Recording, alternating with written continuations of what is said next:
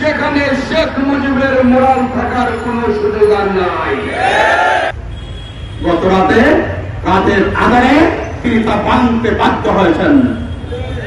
লক্ষ লক্ষ তৌহিদি ছাত্র জনতা আল্লাহর রাসূলের বিরুদ্ধে কটূক্তির প্রতিবাদে এই ঐতিহাসিক কোর্ট পয়েন্টে যে সমাবেশ করেছিল, সেই সমাবেশ চলাকালীন সময়ে শেখ হাসিনা সরকারের প্রেতাত্মারা, সরকারের দালালরা শহীদ মিনার ভাঙচুর করে সিলেটের তৌহিদি ছাত্র জনতাকে আসামি করেছিল। আপনাদের মনে আছে সেই মামলায় সিলেটের আলিম ওলামা থেকে শুরু করে ছোট ছোট বাচ্চারা আসামি হয়ে দীর্ঘদিন এই কেন্দ্রীয় কারাগারে কারাবরণ করেছিলেন। আপনাদের মনে আছে গত 1.5 দশক শেখ হাসিনার ফ্যাসিস্ট সরকার বাংলাদেশকে যে অপসংস্কৃতির বাংলাদেশ গড়ে তোলার চেষ্টা করেছিল, তার প্রতিবাদে বাংলাদেশের আলিম ওলামা রাজপথে আন্দোলন করেছিলেন। আমরা দেখেছি কিভাবে আমাদের আলিম ওলামাদের প্রতি নির্যাতন করা হয়েছে, তাদের দাড়ি ধরে টানা হয়েছে, তাদের দাড়ি কেটে ফেলা হয়েছে, তাদের টুপি টেনে হিঁচড়ে মাথা থেকে নামানো হয়েছে। আমরা দেখেছি কিভাবে আলিম ওলামাদেরকে বছরের পর বছর কারান্তরীণ করে রাখা হয়েছে। আমরা গত 1.5 দশক শেখ মুজিবের মোরাল অথবা ভাস্কর্যকে সামনে রেখে বাংলাদেশের তৌহিদি ছাত্র জনতাকে গুলি করে হত্যা করতে দেখেছি। আমরা শেখ মুজিবের মোরালকে সামনে রেখে বাংলাদেশকে তলাবিহীন যুদ্ধে পরিণত করতে দেখেছি। আমরা শেখ মুজিবের মোরালকে সামনে রেখে পবিত্র জুমাবারে আমাদের সম্মানিত ইমাম সাহেবদের খুতবা কিভাবে হবে সেটির দিক নির্দেশনা তাদেরকে দিতে দেখেছি।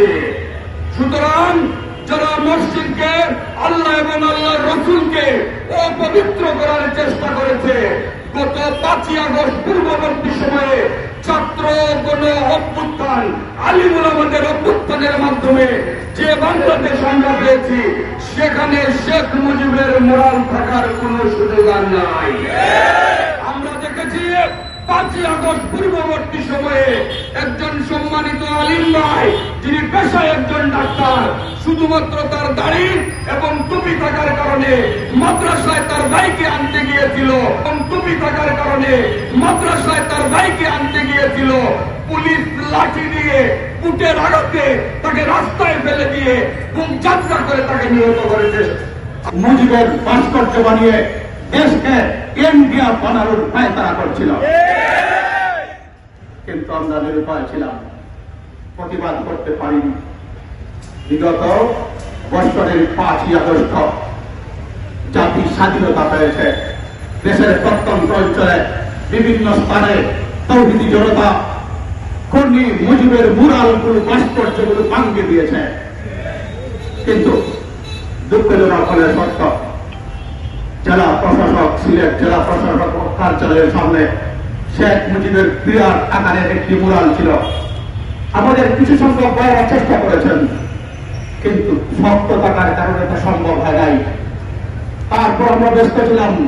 কিছুদিন পর আমরা লক্ষ্য করলাম সিলেটের জেলা প্রশাসক কর্মী মুজিবের সেই মুরালকে কাপড় দ্বারা ডেকে নিরাপদ হেফাজতে রেখেছেন।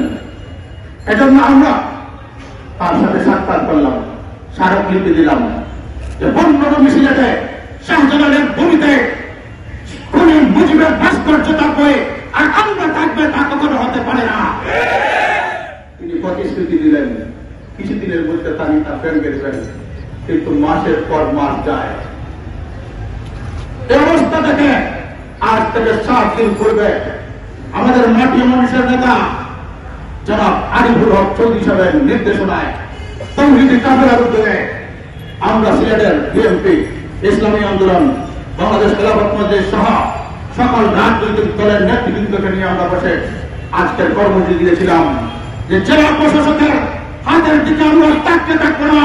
আজ সময় এসেছে ইব্রাহিম আলাইহিস সালামের সুন্নত পালনের। আজ আমরা সেই কর্মসূচি দিলাম, আমরা আজ নিজ হাতে সেই মুরাল ভাঙব। কিন্তু আমরা আজ এসেছিলাম প্রিয় নবী সাল্লাল্লাহু আলাইহি ওয়াসাল্লাম যেভাবে হেরেম শরীফে থাকা 360টি মূর্তি যা আল হক ওয়া যাহাকাল বাতিল বলে ভেঙে দিয়েছিলেন আমাদের জাতির পিতা ইব্রাহিম আলাইহিস সালাম যেভাবে মূর্তি ভেঙেছিলেন, আজ এসেছিলাম আমরা মূর্তি ভাঙার জন্য, সেই সুন্নত পালনের জন্য। কিন্তু জেলা প্রশাসক সাহেব আমাকে বিশেষ সুযোগ দিলেন না। গত রাতের আধারে তিনি তা ভাঙতে বাধ্য হয়েছেন। দীর্ঘদিন পরে হলেও তার উদয় হওয়ায় আমরা তাকে ধন্যবাদ জানাই। কিন্তু সারা দেশবাসীকে একটি জিনিস জানিয়ে দিতে চাই, সিলেটের সর্বপ্রাঞ্চলতা আমরা বিভিন্ন রাজনৈতিক দলে বিভক্ত হতে পারি।